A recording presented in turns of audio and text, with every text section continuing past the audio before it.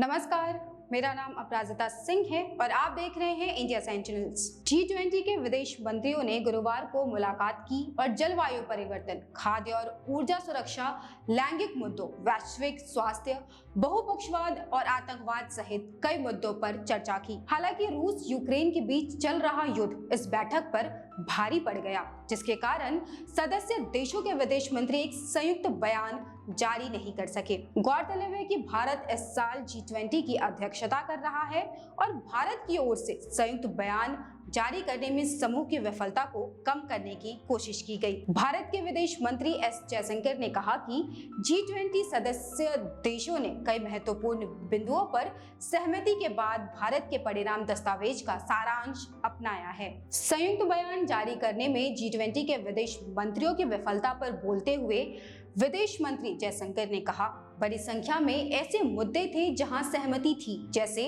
बहुपक्षवाद, खाद्य और ऊर्जा सुरक्षा, लैंगिक मुद्दे, आतंकवाद।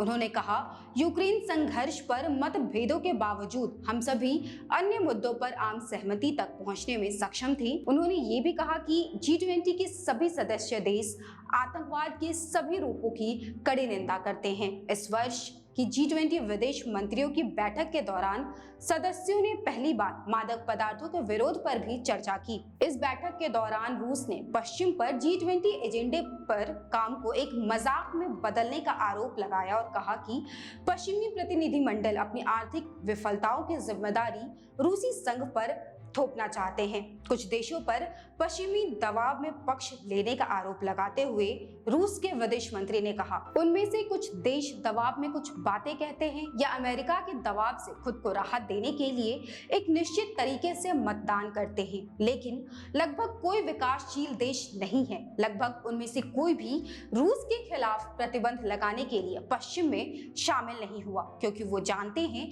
कि पश्चिम किस तरह का खेल खेल रहा है।